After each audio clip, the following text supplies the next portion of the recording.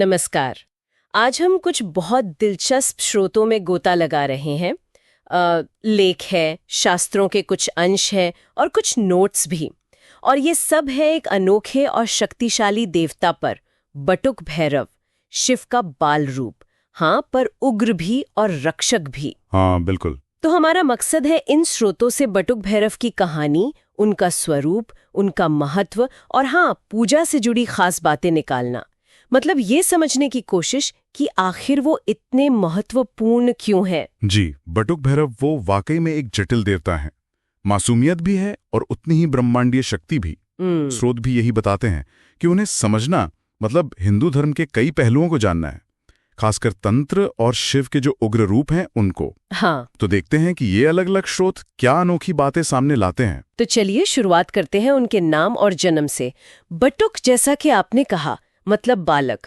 एक कहानी है जो कुछ स्रोतों में मिलती है कि देवताओं को आपद नाम के राक्षस से बचाने के लिए शिवजी ने 5 साल के बच्चे का रूप लिया। हाँ। और उस राक्षस का वध किया, इसीलिए आपको दुधारक कहलाए। हाँ, ये कथा प्रचलित है।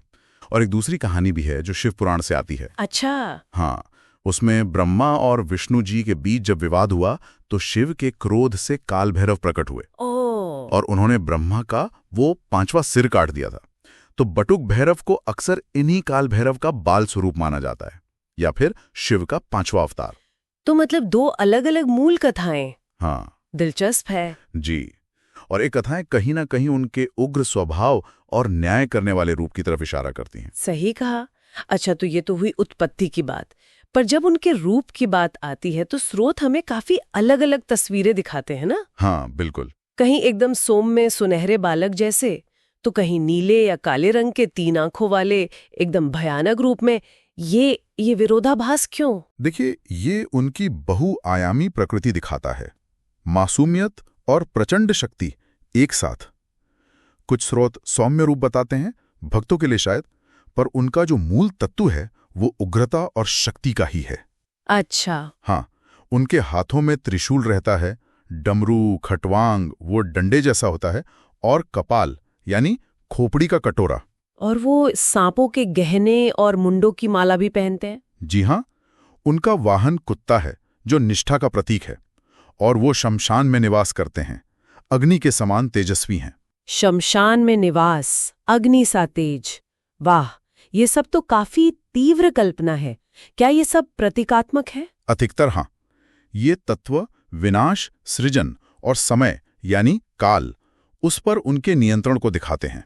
अच्छा। हाँ, शमशान वो जीवन और मृत्यु के चक्र का प्रतीक है, तो उनका वहां होना दिखाता है कि वो इस चक्र से परे हैं, और शत्रुओं का रक्त पीना वो शायद नकारात्मकता के विनाश का प्रतीक है। समझ गई।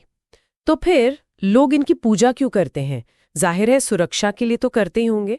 कई स्रोत यही कहते हैं कि वो डर, दुश्मनों, नकारात्मक ऊर्जा, यहाँ तक कि काला जादू वगैरह से बचाते हैं। हाँ, बिल्कुल, रक्षक देवता हैं वो। पर सिर्फ इतना ही नहीं। अच्छा, और क्या?